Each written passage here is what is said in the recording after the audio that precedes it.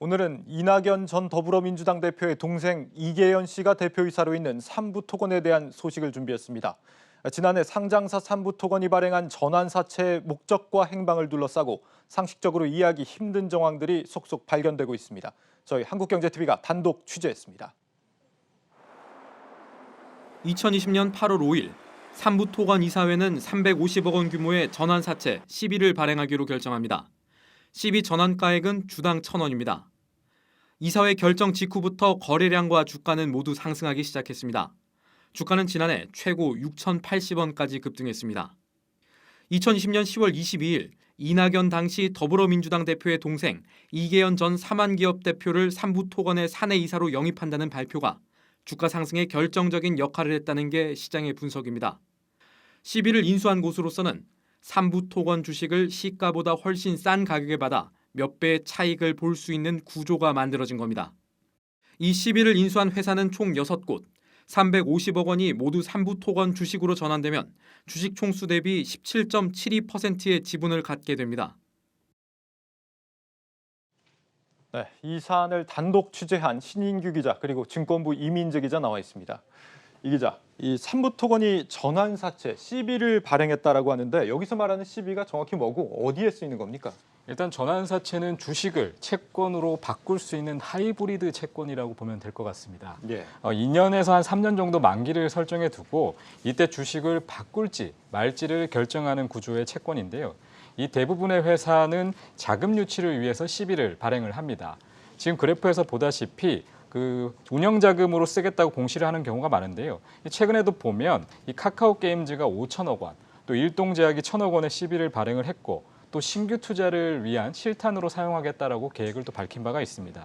이에 대해서 투자자들은 이자와 차익을 얻을 목적으로 투자를 했다 이렇게 얘기를 하고 있는데 그러니까 CB 투자자 같은 경우는 채권 보유 기간 동안에는 이자 소득을 얻고 이후 주식으로 전환할 때는 매매 차익을 얻을 수 있기 때문에 이 돈이 향후의 성장을 위해서 쓰인다면 안정적인 투자처가 될 수가 있습니다.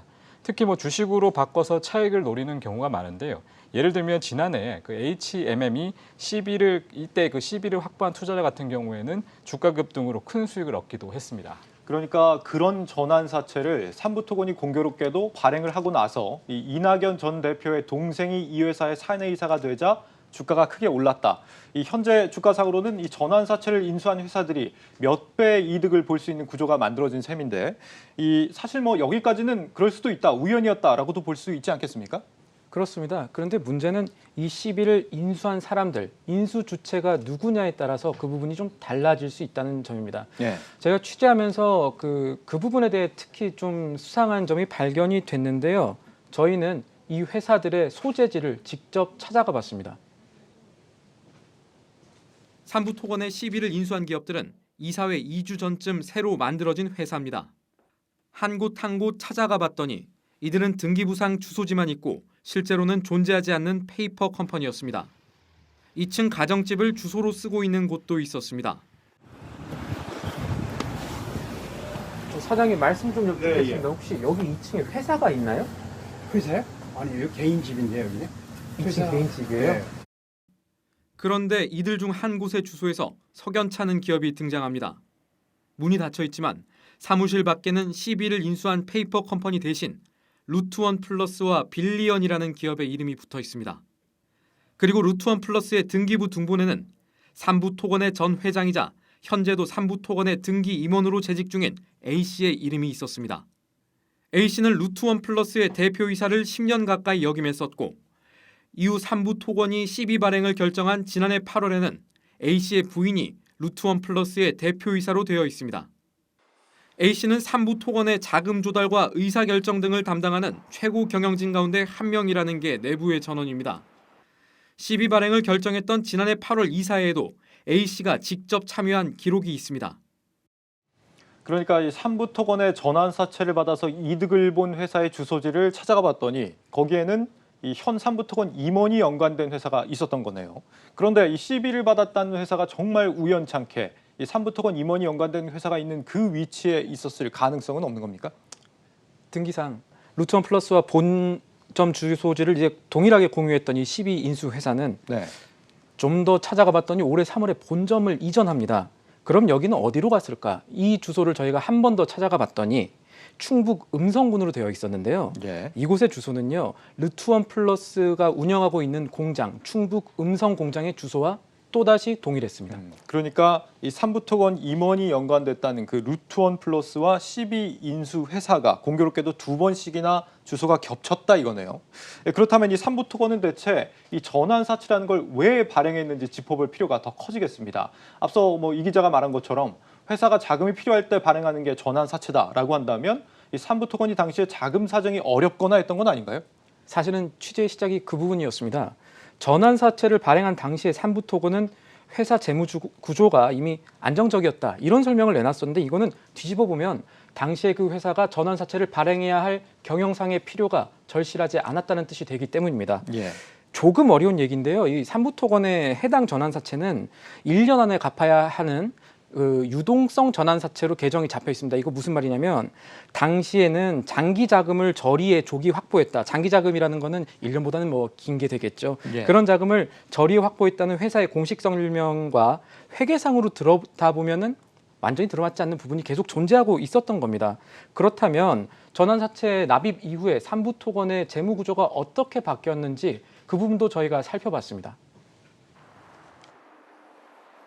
당시 회사가 시비를 통한 운영자금 조달이 필수적인 상황이었는지에 대해서는 물음표가 붙습니다. 삼부토건도 당시 시비 발행 관련 보도자료를 통해 삼부토건의 2020년 9월 말 현재 부채 비율은 44.3%, 차입금 의존도는 8.2%로 재무 안정성이 높고 자금 여력도 충분하지만 급변하는 건설 환경 속에서 장기 자금을 저리에 조기 확보함으로써 회사의 미래 성장에 청신호가 켜진 것이라는 설명을 내놓은 바 있습니다. 삼부토건에 들어온 돈이 곧바로 회사를 빠져나간 것은 아닌지 역시 짚어볼 부분입니다. 전환사채 발행으로 실제 삼부토건에 350억 원이라는 돈이 들어온 시점은 2020년 4분기에 해당하는 12월 23일.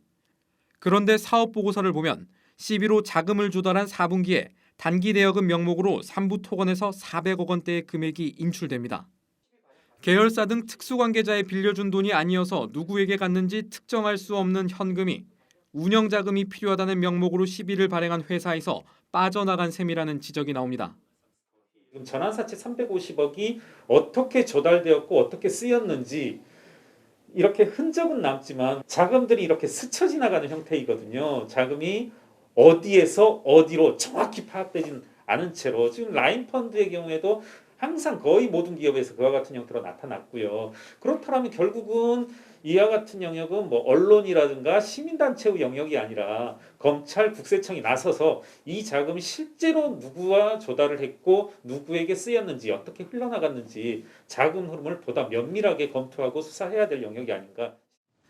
막대한 시세 차익이 예상되는 전환사채를 둘러싸고 왜 이상한 일들이 일어나는지, 그렇게 만들어진 돈은 실제 어디서부터 왔고 어떻게 쓰이고 있는지 삼부토건과 A씨는 한국경제TV의 질의에 답변하지 않았습니다. 시비를 발행할 만큼 자금이 절실한 상황은 아니었던 걸로 보이고 그런데다가 운영자금에 쓴 다음에 거액을 받았는데 그보다 더 많은 돈이 어딘지 모르는 곳에 빌려준다는 명목으로 회사를 빠져나갔다. 굉장히 좀 알 수 없는 일입니다. 여기에 대해서 현재 당국도 예의주시하고 있다면서요? 네, 그렇습니다. 금융감독원은 삼부토건을 비롯한 테마주들을 모니터링하고 있고 특히 전환사채, 무자본 M&A와 관련한 그 문제점들이 있는지 주의 깊게 살펴보고 있다고 밝혔습니다. 특히 조직적 불법 행위가 없었는지 들여다본다는 계획입니다. 네, 알겠습니다. 이렇게 삼부토건의 전환사채 발행에 대한 이야기를 나눠봤는데 혹시 이 전환사채라는 게 범죄에 악용되는 경우도 존재합니까? 네, 상당수 확인이 되는데요. 예. 일단 최근 벌어진 일 중에 이제 별개로 좀 찾아보자면 그 라인펀드 사태에서 대표적인 예를 좀 찾아볼 수가 있습니다. 일단 그래프를 통해서 순서를 보면 A 상장사 같은 경우에 이제 B 컨소시엄 투자조합인데요. 여기를 대상으로 300억 원의 시비를 발행합니다. 좀 더 간단하게 설명하면 A 상장사가 주식으로 바꿀 수 있는 채권, 전환사채를 B 컨소시엄에 팔고 그리고 B 컨소시엄이 그 대가로 300억 원을 A 상장사한테 주는 구조입니다. 네. 이 CB도 사실 일종의 빚이기 때문에 이 회사와 주주 모두 부담이 될 수밖에 없는데요. 또 향후 전환될 수 있는 주식은 A 상장사 주주 입장에선 악재일 수가 있습니다. 하지만 보통 이런 시비가 회사의 운영자금 목적으로 쓰이기 때문에 빈번하지 않다면 성장을 위한 점에서 긍정적으로 보기도 합니다. A 상장사도 시비 발행이 성공적으로 된 이유가 회사의 기술력 덕분이다라고 얘기를 했었는데요. 당시에는 겉으로는 문제가 없어 보였습니다. 하지만 이제 라인펀드 사태가 터지면서 정체가 밝혀졌는데요. 검찰에 따르면 이 300억 시비를 인수한 B 컨소시엄은 기업 사냥꾼으로 알려진 J씨가 지배를 하고 있는 조합입니다. 그런데 시비를 사기 위한 돈을 라인펀드로부터 이제 받아오게 됩니다. 즉 라인펀드의 돈이 B 컨소시엄을 거쳐서 A 상장사로 넘어가는 구조입니다. 예. 이 과정에서 확인되지 않은 기술력이 있다고 허위로 알렸고요. 그럼 이 A 상장사에 있는 300억 원은 그 시비는 그대로 있었을까요? 이 A 상장사는 이 돈으로 라인펀드를 다시 재가입하고 또 다른 페이퍼 컴퍼니에 자금을 대여하기도 했습니다. 또 다른 상장사를 인수하기 위한 자금으로도 쓰이는데요. 그 상장사도 이제 불법적인 자금 흐름에 직간접적으로 활용되기도 했습니다. 그러니까 회사의 성장을 위한 자금으로 위장을 해서 실제로는 기업 사냥 같은 데 쓰였다. 이런 자금으로 주가를 띄워서 차익을 챙길 수도 있겠습니다. 네, 충분합니다. 일단 앞서 말한 라인펀드사로 다시 돌아가 보면 네. 이 관련 일당들은 일단 시비를 활용해서 여기저기 돈을 대주고 있었는데요. 여기서 이제 페이퍼 컴퍼니를 이용해서 연관된 상장사 주식을 매입을 하고 주가를 올린 다음에 시세를 조정한 정황이 발견이 됩니다. 이후 주가가 오르게 되면 이들은 주식을 팔고 수익을 챙겼습니다. 이들 중 상당수는 지난해 이제 검찰 조사를 받기도 했는데요. 다만 이 주축이었던 J씨가 이제 잠적을 해서 난항을 겪었었는데 지난달 말에 경찰에 검거돼서 검찰로 넘겨진 만큼 이 수사의 속도가 좀 붙을 것으로 보입니다. 네, 전환사채를 활용해서 불법 행위를 하는 수법이 생각보다 좀 다양한 모양이죠? 네, 맞습니다. 시비를 악용한 사례는 이외에도 좀 많은데요. 예를 들면 여러 개의 투자 조합으로 이 상장사를 무자본 인수합병을 합니다. 이후 상장사는 바이오 투자를 하기 위해서 시비를 발행한다고 계획까지 하고 공시까지 합니다. 하지만 실제로 빌린 자금은 거기에 쓰이지 않았고요. 이 바이오 분야 신규 사업에 대한 허위 과장 공시로 이제 주가 띄우기로 오히려 활용이 됩니다. 또 다른 경우에는 이 최대 주주 겸 대표가 시비를 발행하면서 이 주가가 악재가 될 수 있는 특약을 맺었는데도 이를 알리지 않았는데요. 해당 대표는 흑자 전환 공시 이후에 이 주가가 급등하자 오히려 보유 주식을 매도합니다. 이 본인만 주식을 고가에 팔기 위해서 이 주가 하락을 막은 셈입니다.